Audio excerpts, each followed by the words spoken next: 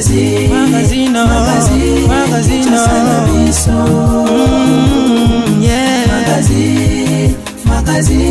Kinshasa na biso. Réalité ya banaki. Réalité ya banaki. Réalité ya banaki no. Buyukiti. Buguyoka kaka. Kinshasa na biso. Kin eleki partout. KNB Kinshasa na biso. Kin eleki partout. Kinshasa eleki partout. Mikolo nezabino pardon. Jima sala yolo raté. Ya on a bien yo. Ah Jima mukende. Oumela. KNB. Kin eleki partout. Rien à dire. Toi on a tant convié parce que Kin eleki partout et l'osako liboso ambongo mosanto azate Céline Don Kardasha isongolo bisous bye bana Kin ke bana jako zape so kutana ngo KNB Telema qui chasse eleki partout Jimmy Mukendi Oumela KNB ko zape te so kutana ngo check ovandi. Mbote na bino balandi ya magazine Kinshasa na biso o ezolemba te kopesa bino bavo réalité ya vie ya Kinshasa.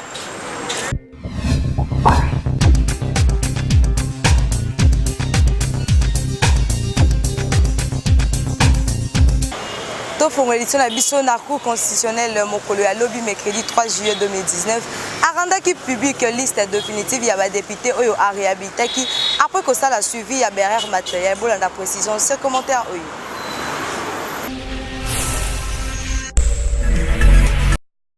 Monkolo ya mercredi 3 juillet 2019, Cour constitutionnelle la randa qui en public ba décision pour na rectifier ba erreur matérielle ya barré oyo a invalidé qui ba député na ba sénateur. Nengo ba député mususu bazala qui validé à nouveau. Na sima ba publication ya ba résultat définitif ya ba arrêt rendu na cour, il s'agit de Nabassan Koussou, Ngombe Yoto ya MLC. Nagoma, Patrick Monyomo, ya AFDCA. Pelisusu Georges Kazadi.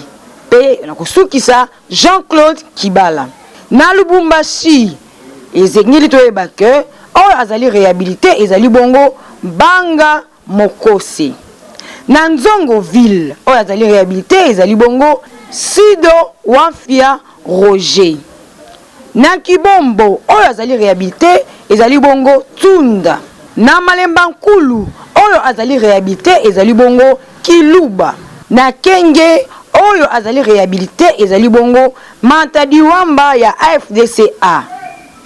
Na Kanyama Kasese oyo azali réhabilité ezali bongo Kazadi. Kasi pona ba oyo bazali réhabilité na Kinshasa na ba district lokola na Tiangu ditu monizi ya dynamique de l'opposition. Pelisusu honorable Chisumpa. Na district ya Funa esengeli bake oyo azali réhabilité ezali bongo Ntingi Pululu.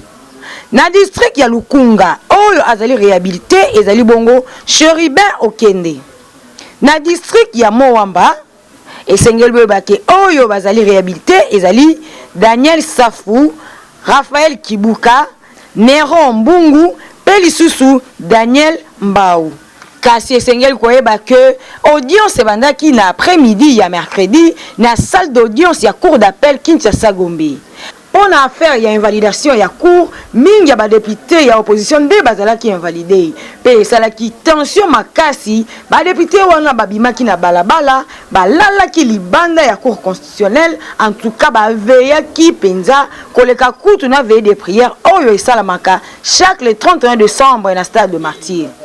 Nyonso wana kaka pona ko réclamer réhabilitation na bango kasi esengeli koyeba ke lelo oyo bazali réhabilité ba congolais ba sengi na ba député pe ba sénateur wana ba pesa nde merci na chef de l'état Félix Antoine Tshisekedi Tshilombo.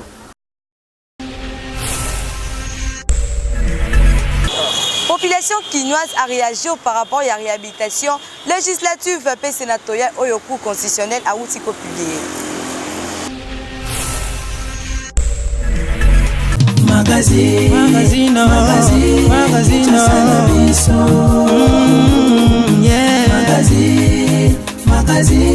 Kinshasa na biso. réalité ya banaki, réalité ya banaki, réalité ya banakino magazine. Tozali komona ke bande kona biso ya cour constitutionnel bazali kosala musala malamu pona mboka na biso te po bangonde ba invalidaki ba candidat wana to sutuki lisusu bazali ko reprendre bango ba expliquer biso ata ezala erreur matérielle mais ko ikosala mate pona ba candidat ebele mbala moko bolongoli bango après un moment baye kozongisa bango vraiment tozali ko s'indigner makasi na lolenge cour oyo bazali kosala musala ezali ko sepelisa biso te ya kutanaki na numéro 1 à justice ya nani asali musala comme il faut bao ba invalidé comme Jean Goubal. Moi je regrette par rapport à Jean Goubal. Il savait que Jean Goubal a collé Kanaï Kaka, comprendre. Mais Jean Goubal il n'a pas passé ba lobby Kangou da Salaki ba campagne par rapport à Jean Goubal.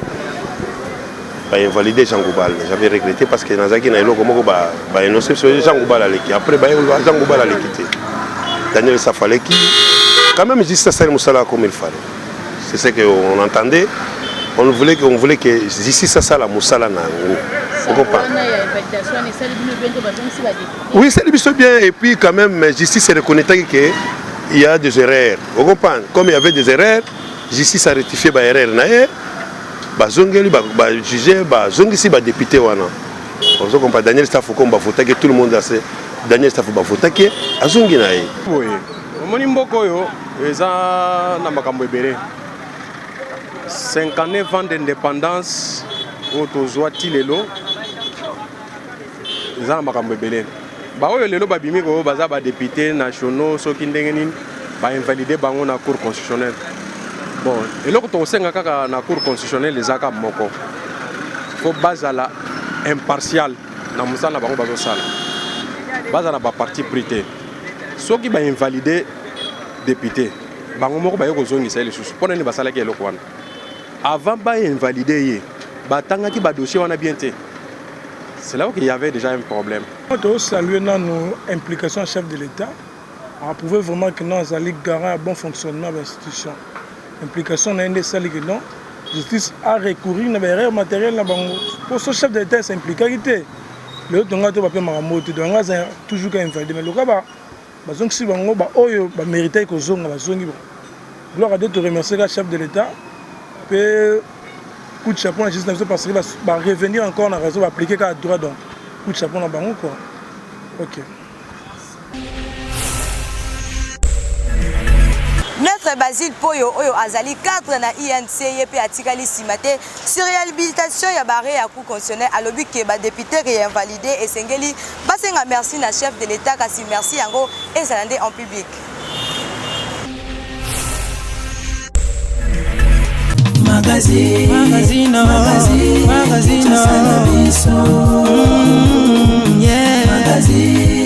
Magazine Kinshasa na biso réalité ya banaki, réalité ya bana ko féliciter na mokonzi mboka Félix Antoine Tshisekedi Tshilombo tango bare wana ebimaki ba invalidaki ba député ya salaki moto liboso ya kobenga président ya cour constitutionnelle ayebisaki ya lobi tosana posa ya mboka epela monto te bo revoir bare wana soki ezali ke batu o balekaki na voie normale botika bango mais na pesi mokonzi mboka Félix Antoine Tshisekedi longonya parce que alobaki et puis ba juge bake bafandi batali balobi ke non député o ya bimaki ye wana nda bimaki o bachaki azalaki yete bazongisi bango moto azo mérité kozwa ba éloge ezali mokonzi mboka moto mais pona konyo wana pela il faut appeler moto ezali Félix Antoine Tshisekedi Tshilombo boko za na batu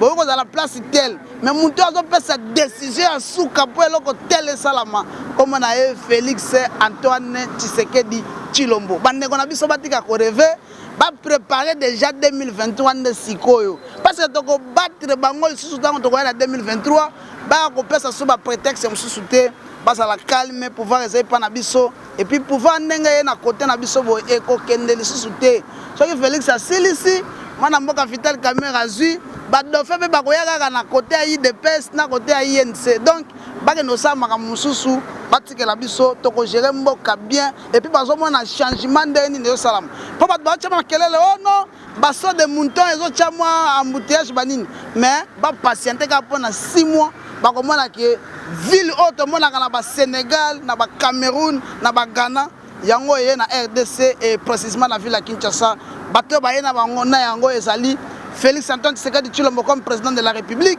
et moi na mboka Vital Kamerhe comme directeur de cabinet gouvernement ezate mais na 6 mois oyo biso tosali bilan ezali positif bandeko na biso basalaki 18 ans yo moko yebi bilan na bango mais bilan na biso ya 6 mois ezali positif partout misala oyo esalami soki kaka ozali chrétien il faut ndimage non changement ezali bandeko na biso ya lamuka nayebi ke na mito bazofete mpo badepute na bango bazongi tozozela baya koremercier nde mokonzi ya mboka parce que le premier citoyen nde alobaki ke non voilà fini avec des désordres il faut revoir ces arrêts eza malamu te basali yango baremercier et puis peuple a comprendre que non Félix aza na côté ya peuple ayokelaka peuple parce que biso tobetaka lisolo ya base. Na basango mosusu Prince Penge a expliqué lettre ya Martin Fayulu pour la crise.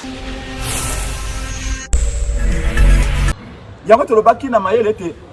Deuxième proposition na biso tolobi te esengeli to sa maponomi. Au préalable, il faut réformer la CENI, il faut réformer également la Cour constitutionnelle. Banimateur à Sikabazala parce que les mêmes causes produisent les mêmes effets. Mais yango tolobaki maintenant pas de réformer CENI. Pendant qu'on réforme le Cour constitutionnel, en tant que tata mon cause école matin faire la gagner mes élections, mais elle est celle congolais. Et c'est que les Congolais se bavanda, pendant qu'on le bavala. Tolongo inanga, quand on tenait ma belle salami, bah tu vas couper le colon ailleurs, totia va causer à Sikanaseni. Donc, pour s'engagner dans un bref délai, bah monsieur Rolandol, bah 15 jours à l'époque, je me souviens encore, tu changer CNI, ceux qui volontaires d'aller, tu changer le Cour constitutionnel, tu qu'est-ce qu'on a des élections crédibles. Et Oya Kolonga, à Longinaï. Makanisi Yoana, je me rappelle encore à l'époque, Pierre Lumbi, Oya qui directeur de campagne, ancien conseiller à Kabila, Père, Motoami Balen ensemble, à Katumbi. L'homme a tout fait à Katumbi. Azala qui wana Pierre Lumbi, Azala qui est Yoana. Parce qu'il y a besoin de la génération pour les. Au Kosomba, il y a un million de Kosomba, Katumbi. Mon bout de Kosomba, Prince Pengete, Kabila, Kokite Bonga, Katumbi. Ah, les amis, quand vous polele, oyekoya, eya. Bato nyonso ya lamuka, ezala mwana mboka Jean-Pierre Bagombo. Ezala mwana mboka Moïse Katumbi. Ezala Adolphe Muzito.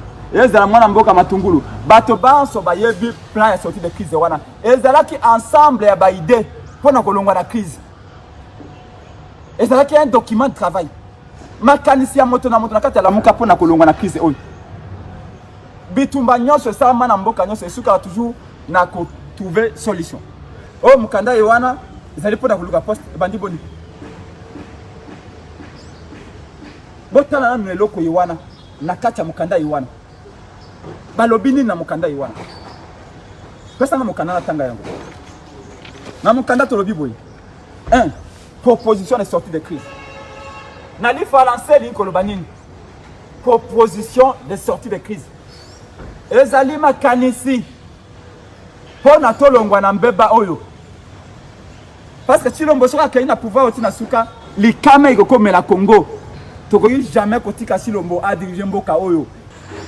Pona kolakisa na Katumbi ete asaka na badote akosomba moto te. Katumbi yaki na objectif Kagame alobi na ye neutraliser Fayulu. Po Fayulu na peuple so do kei boye likopa ya Tshilombo na Kabila ekosimba te. Ba moni lokola marche esimbi.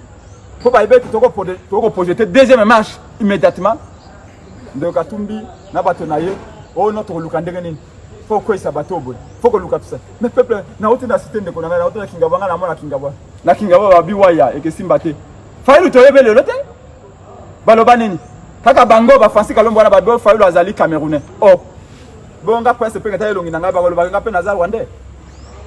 Ba bosana te descendre Lumumba. Mabele ya loja na uti na mabele ya loja na bimi na mabele. Kaka bango te bayaki Fayulu azali congolais te et tout ça. Te yuba senalo na bango. Pour mona mabeya ensemble ya ndeko Katumbi. Kobanda Lubaya.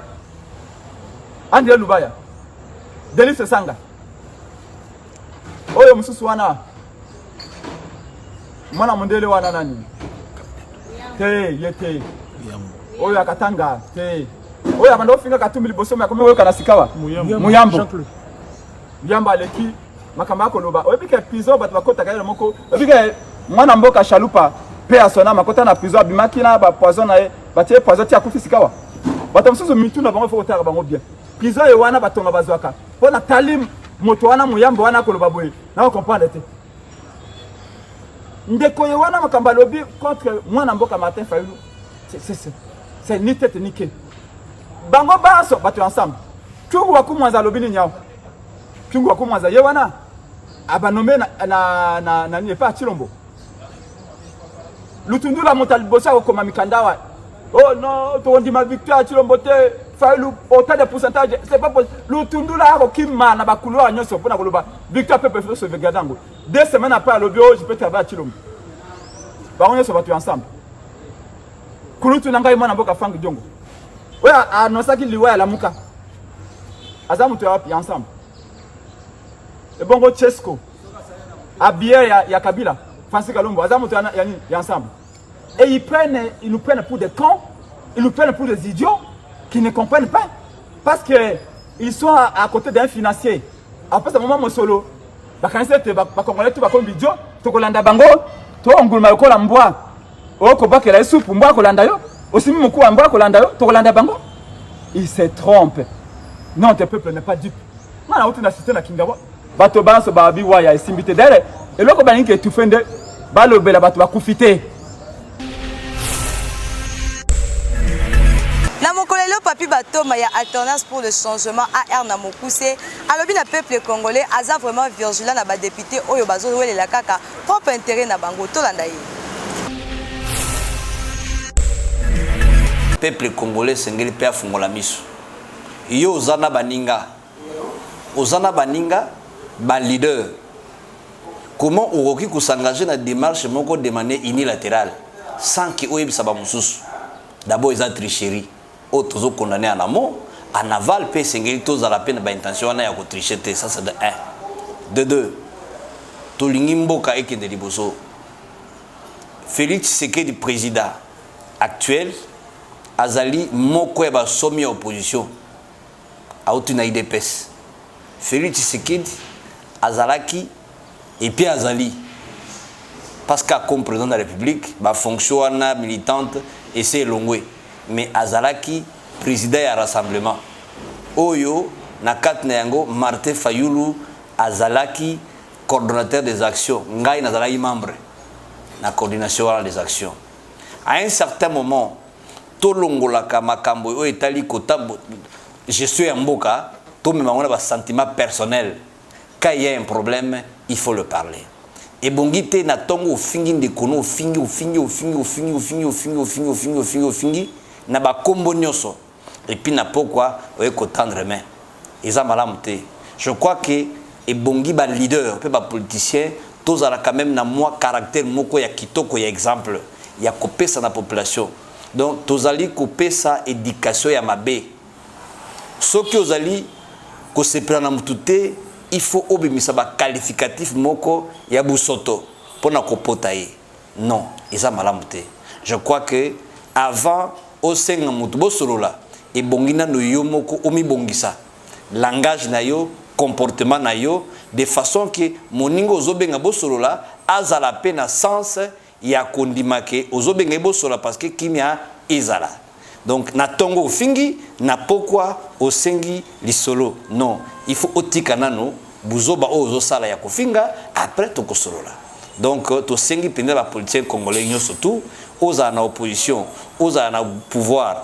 toza na langage moko ya malamu toza na exemple ya ba homme d'état te na Congo ba homme d'état batikali muke ce sont des militants qui se disent des leaders yango baza ko former bana bango mal éduqués pourquoi tongo baza ko kana ba télévision kaka ko finga ekoloba o ezali ko cadrer te na développement ya mboka et puis eza ko répondre te na démocratie lobite ko finga mutu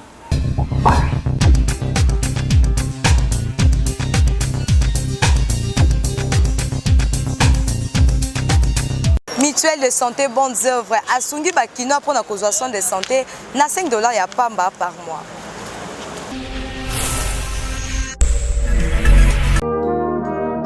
Mutuelle de santé bonnes œuvres ezali lisanga oyo epesi bana Kinshasa pe bana ya Congo ya RDC nyonso occasion ya kozwa ba soins de santé appropriés en souscrivant à partir de $5 par mois ya pamba.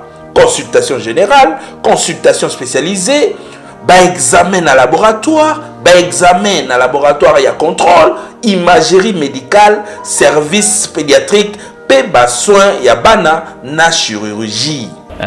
Pour nous souscrire, ils allaient d'abord gratuitement. Nous tenions à souscrire d'abord comme une entité, église, ainsi que par responsable fidèle, école, ainsi que par responsable, enseignant, élève, ainsi que toute personne a un métier libéral. On a motard, on a chauffeur, on a receveur, on TKK. Ils ont ouvert pour la pourvu qu'ils la minorité. Ils ont une catégorie Misato, mais catégorie il y a les bosso. Ils ont ouvert na batunions. Ils ont abonnement n'est-ce pas, il y a $60 par an. Donc ils ont droit, il y a consultation. Ils ont la consultation pas un généraliste, pas un spécialiste, dentiste, maladie représentée, aux en a droit il y a premier soin et puis aux en a droit il y a conseil d'examen nyonso pour le en souscrivant à partir il y a $5 il y a pamba par mois au biki si libota na yo ou éviter ba dépenses improvisées pe aux 8 contrats il y a ba soins il y a qualité. Pour na ba information nyonso les canaux siège et mutuelle de santé bonnes œuvres na numéro 12 avenue ACP quartier sans fil soki okiti na entrée à Petro Congo aux juste droite na yo première avenue ACP et sikanini okotuna Joa Medical Center topé au bengi na 097 77 26 599 09 98 58 25 69.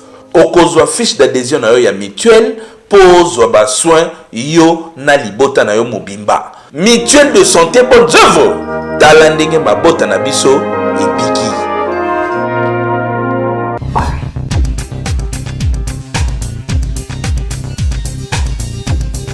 Système moko e marquant na Kinshasa ndenge batu bakoma bisenga senga na babar to pe na ba terrasse bakina to kutana kina bango ba déplorer comportement oyo na miko ya KND.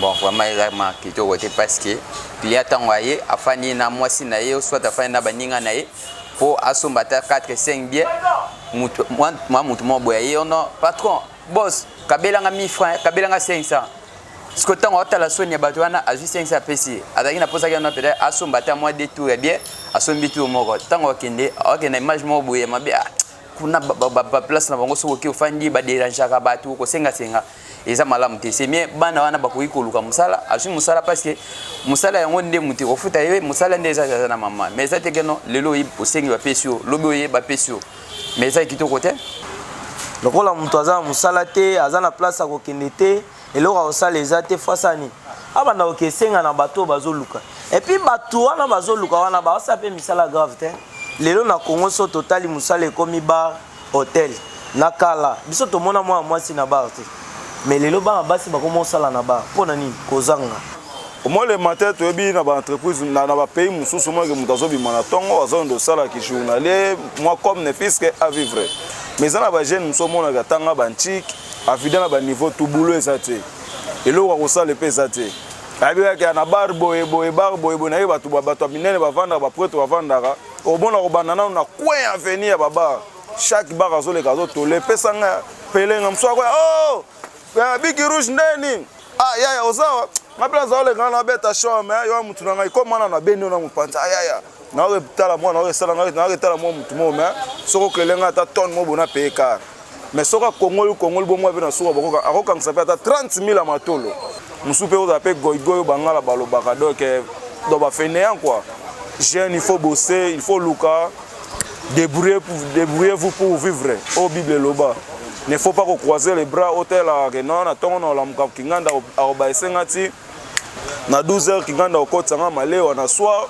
yebika ndenge ezalaka mosusu bazobokola mpe mwasi ne mpe na kopa na sopeka la plupart eza bajeunes eza mingi ya bajeunes basenga bambongo mais nakoki koencourage yango te tosenga na bango nini bakosala mpo bakoyeba un jour mpo avenir eza kosenga te avenir eza koluka même ata mai so teke ozwa mbongo nga na bango ngai so na mpiaka na koteka pena mai na kozwa lara mais kosenga vraimen eza fo bakopesa lelo lobi après demain il y a des fois na tamba mpe na kupa otoboka lipapa lago tobe yango visible so otie pa ekatani mais totiaka espoir toluka pour qu'un jour toka mpe mutu mais lelo mpe so na vandi bato mpe babange wi mutu aza wana po toyembe koluka.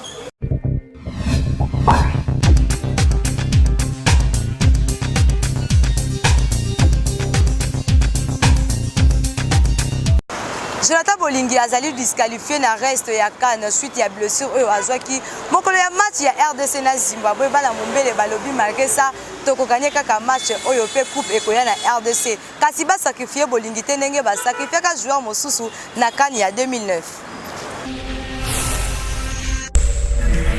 D'abord, ils ont un regret par rapport à vie prestation il y a 2 matchs. Apport de ligne, ils sont beaucoup plus profitable dans Léopard. Mais hélas, à eu choc, le PCK toujours assez rétabli parce que Léopard est allé équipe naé. Mais sauf que tu souhaitais qu'il y ait dans 8e de finale tout le monde naé. Et pas mater apport en ligne, ils allaient apporter sous plus que tout comme dans quart de finale. Mais tout ça a regret du point de vue que c'est hasard moi dans quartier ou à Bisso à côté à Mombele. Tu souhaitais qu'il tout le monde naé les sous parce que tant que tout ça comme mon naé na prestation et c'est la fierté na quartier. Naza réglé pour na Jonathan. Un premier maza joueur congolais. Deuxièmement azali petit na biso oyo abotami na Mombele mwana na biso Mombele. Donc azali famille na biso Mombele. Ezaki honneur pour na biso Mombele. Vraiment ezali ko sa biso passe. Na ndenge azui choc wana. Pour présence na ye na kati ya Léopard est très nécessaire. Na absence na ye eza ko sala passe. Na courage aza nango pe na détermination azaki nango vraiment eza ko porter quelque chose na Léopard. Mais là quand oza ko regretter pourquoi toujours ba jouer na biso na équipe nationale ba jouer ka choc. Na chante tomoni choc à Luvumbu. Pe na Léopard senior to ko mona ya Jonathan. Vraiment, ils ont payé biso pas surtout biso famille Mombele en tant que moi na biso to regretter. Bolingi a joué na biso congolais. A vu choc, c'est que chaque traitement. Biso to na préparation match à dimanche. Et un match mobo il faut kaka. To gagner match wana. Pour la même loku mamboka na biso Bolingi a joué le ba jouer nyoso pe batikali wana. Pour na ngai loko na ko sa na ko souhaiter que traitement ki wana ile kana kimia po tout perdre et joueur na biso. Bon, pour Jonathan, d'abord toujours souhaiter une bonne guérison. Place Razali, vraiment Nzamba Sungaye, mais tu qui passe il peut souci na mon thème parce que wana za mwana ndaku. Aza mwana biso ndaku, tu qui na nous principaux naé, mais pour na CAN malgré absence ya Bolingi, tout le monde rappelle bato suba lo bara au sacrifice boy et ça que pour ça la boy. Yo mo repese exemple là, on lobi pour na Luvumbu. Moi tout qui CAN donc pour na Bolingi dans un choc et ça passe mais au moins déjà ça va signe il a récupéré l'insanzana pour écouer mais ba boss na te ce que quoi to zui yango il faut mettre tour na limiter et qui tatina Mombele et ça la bien est sur la boulevard pour sacrifice ça biso mais to le but que Bolingi a eu choc et ça mbo comme te sacrifier et ça balé et ça la rabongo. ezalaki bongo ebele ya kolanda magazine ya biso ya mokolo ya lelo ekomi na suka ndenge tomesana koloba ntango nyonso abobosanaka te kosabone massivement na chaîne YouTube Kinshasa na biso. Kinshasa na biso eleki partout.